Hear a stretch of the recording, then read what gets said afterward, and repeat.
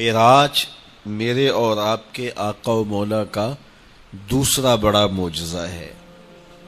سب سے بڑا معجزہ جو حضور کو عطا ہوا وہ معجزہ قرآن ہے، اور دوسرا بڑا معجزہ جو حضور کو عطا ہوا وہ معجزہ معراج ہے۔ اب جو لوگ اس کا انکار کرتے ہیں وہ کہتے ہیں کہ یہ واقعہ ہو نہیں سکتا۔ ابو جہل نے اس پہ پراپیگنڈا کیا اور اس نے سمجھا ایسا موقع مجھے زندگی میں دوبارہ نہیں ملے گا۔ باقاعدہ اس نے ایک ڈھولچی بلایا جو مختلف چوکوں میں جا کے ڈھول بجاتا تھا، اور لوگ جمع ہوتے تھے اور یہ پھر پہنچ جاتا تھا وہاں اور لوگوں میں گفتگو کرتا تھا کہ یہ نئی بات سنو، یہ کہتے ہیں کہ مسجد حرام سے لے کے مسجد اقصی تک گیا ہوں اور رات کے مختصر حصے میں واپس بھی پلٹ آیا ہوں، بتاؤ تو صحیح یہ بات ماننے میں آتی ہے؟ تو لوگ انکار کرتے، پھر یہ تمسخر اڑاتا۔ حضرت سیدنا صدیق اکبر رضی اللہ تعالی عنہ سے ملاقات ہو گئی تو ابو جہل انہیں کہنے لگا اگر کوئی کہے میں مسجد حرام سے مسجد اقصی تک گیا ہوں اور رات کے مختصر حصے میں پلٹ بھی آیا ہوں تو ابو بکر تم بتاؤ کیا یہ ممکن ہے؟ تو آپ نے برجستہ کہا یہ نہیں ہو سکتا، 1 مہینہ جاتے ہوئے لگتا ہے، 1 مہینہ آتے ہوئے لگتا ہے، چھو کے بھی آنا ہو تو 2 مہینے چاہیے، تو یہ بات ماننے میں نہیں آتی۔ ابو جہل سمجھا لوہا گرم ہو گیا، اب چوٹ ٹکانے پہ بیٹھے گی، کہا پھر تیرا ہی یار کہتا ہے۔ تو حضرت ابو بکر صدیق نے کہا کہ ان نے کہا ہے؟ تو کہا ہاں وہ کہہ رہے ہیں۔ تو حضرت ابو بکر صدیق کے لفظ سنیے، انہوں نے کہا لئن قالہ فقد صدق فاصدقہ، اگر انہوں نے کہا ہے ان کے رب کی قسم انہوں نے سچ کہا ہے میں اس کی تصدیق کرتا ہوں۔ علماء نے لکھا ہے فبذالک سمی صدیق، اسی وجہ سے آپ کا نام صدیق پڑ گیا کہ آپ نے واقعہ معراج کی بلا تأمل تصدیق کی تھی، تصویب کی تھی، تائید کی تھی۔ جو لوگ کہتے ہیں یہ واقعہ نہیں ہوا، وہ کہتے ہیں کہ اتنی سرعت کے ساتھ ایک جسم جائے بھی اور پلٹ کے بھی آئے یہ کیسے ہو سکتا ہے؟ تو اس کا جواب علامہ فخر الدین رازی نے تفسیر کبیر میں دیا ہے۔ فرماتے ہیں کہ حضرت سلیمان نے کہا مجھے تخت بلقیس چاہیے۔ جنوں میں سے ایک بڑا دیو ہیکل جن کھڑا ہوا، کہا کہ میں دوپہر تک مجلس برخاست ہونے تک تخت حاضر کر دیتا ہوں۔ بہت بڑی بات تھی نا، لیکن حضرت سلیمان نے کہا نہیں مجھے اس سے بھی پہلے چاہیے۔ تو پھر وہ شخص کھڑا ہوا جس کے سینے میں زبور کا علم تھا، کہا اے اللہ کے پیغمبر آپ آنکھ بعد میں جھپکیں گے، تخت پہلے پڑا ہوگا۔ اور حضرت سلیمان نے ابھی آنکھ نہیں جھپکی تھی، تخت سامنے پڑا تھا۔ اب تخت کہاں سے آیا؟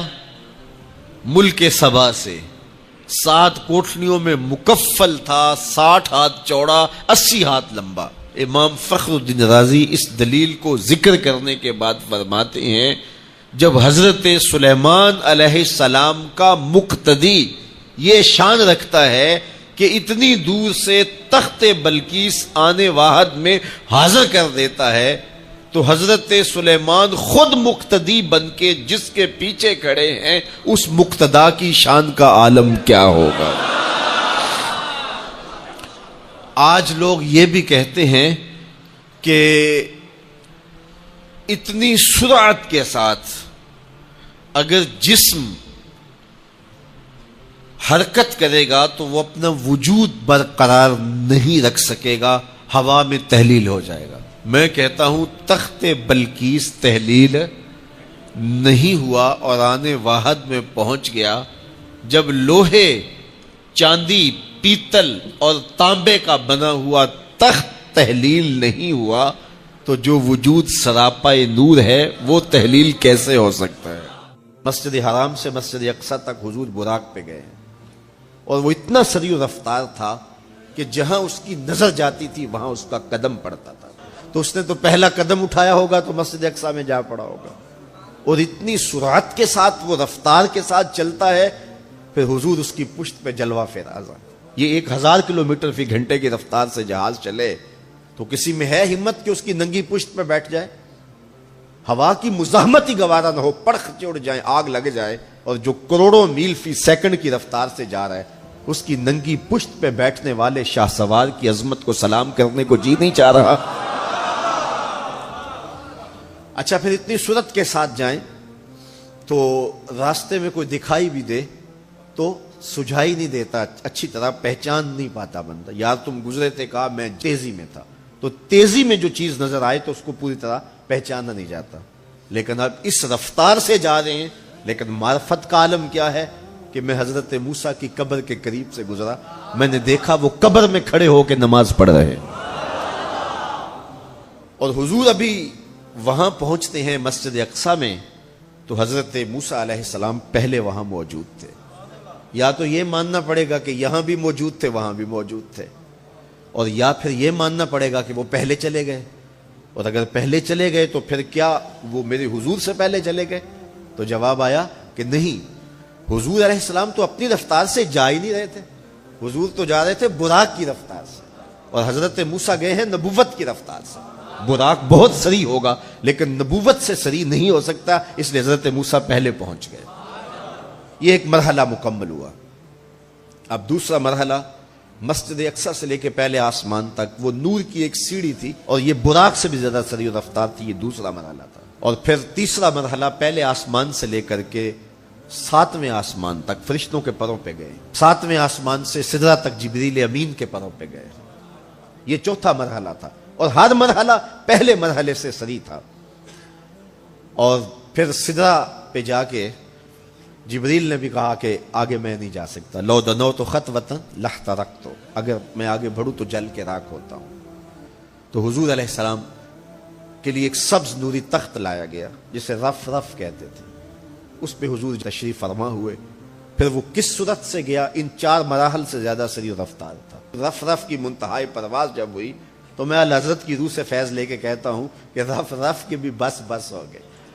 اب یہ 5 مراحل اپنی انتہا کو پہنچے. اب یہ حضور کی ذاتی رفتار نہیں تھی, ذاتی رفتار اب شروع ہونے لگی ہے. اللہ اکبر. پھر آواز آئی, ادنو منی یا احمد, پیارے رک کیوں گئے ہو, آگے آؤ. اللہ اکبر. اور حضور پھر اعلی حضرت فرماتے ہیں کہ ڈرتے جھجکتے آگے بڑھے. کیوں؟ جلال و ہیبت کا سامنا تھا, جمال و رحمت ابھارتے تھے.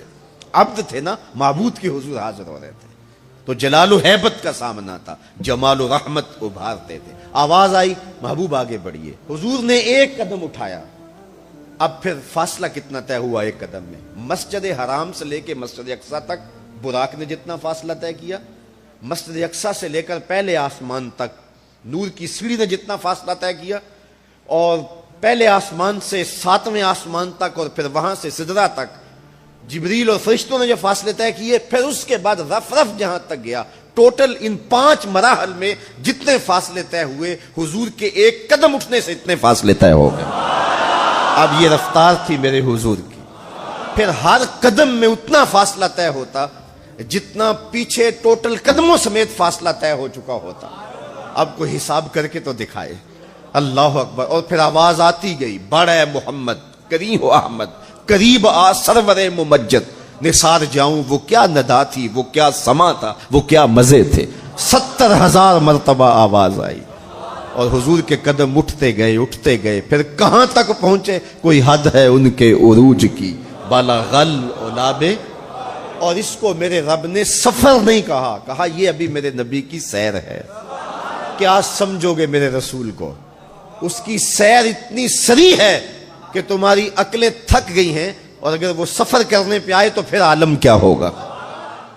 جب حضور قرب خاص میں گئے اور ان منازل کو طے کر گئے جہاں تک نہ کوئی گیا تھا نہ کوئی پہنچ سکتا تھا, تو اللہ نے اپنے محبوب کو بہت کچھ دیا.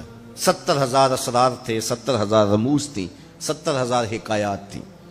محبوب کی جھولی میں بہت کچھ ڈالا, اور ڈال کر کے کہا, بما اشرفک یا احمد, اے محبوب یہ تو میں نے خود دیا ہے, اب تو اپنی چاہت بھی بتا, تیری چاہت کیا ہے. یہ مہمان نوازی کے تقاضے ہوتے ہیں نا، کہ سب کچھ پیش کرنے کے بعد بھی میزبان کہتا ہے کوئی اور آپ کی کوئی پسند، تو یہ میزبانی کے تقاضے ہوتے ہیں۔ تو سب کچھ دینے کے باوجود جھولی میں ہر چیز ڈال دینے کے بعد کہا بما اشرفو کا یا احمد، پیارے بتائیے آپ کو کیا دیا جائے۔ اب پھر حضور کی ڈیمانڈ دیکھیے، حضور نے مانگا کیا۔ کسی شخص کو دیکھنا ہو کہ وہ کہاں کھڑا ہے، اس کو آپ اختیار دے دیجئے گا، پھر پتہ چل جائے گا وہ کتنے پانی میں ہے۔ آپ مجھ سے پوچھتے ہیں کہ مانگیے کیا مانگتے ہو، تو میں کہوں مجھے پانی دو تو آپ سمجھیں گے پیاسا ہے، میں کہوں کھانا دو آپ سمجھیں گے بھوکا ہے، میں کہوں گا میرے نام کے نعرے لگاؤ آپ کہیں گے شہرت کا متلاشی ہے، میں کہوں گا اٹھو اور میرے اوپر پیسے لوٹاؤ میں اتنی اچھی تقریر کر رہا ہوں تو آپ کہیں گے یہ تو بیچارہ غربت کا مارا ہوا ہے، اس کے اندر کی ابھی بھوک گئی نہیں ہے۔ تو کسی شخص کے ظرف کا پتہ لگانا ہو تو اس کو اختیار دے دیجئے مانگ کیا مانگتا ہے۔ اور مانگنے والے جب کوئی کمال چیز مانگ لیں، وہ کیا کسی نے کہا نا میرے سوال کی عظمت تو دیکھ ہے ساقی، میرے سوال کی عظمت تو دیکھ ہے ساقی، جام نہ دے حسن طلب کی داد تو دے۔ تو کسی کے سوال سے اس کا ظرف کھلتا ہے کہ وہ کہاں کھڑا ہے۔ اب حضور کو اختیار دیا جاتا ہے محبوب مانگیے کیا مانگتے، مال و زر مانگا، دولت مانگا،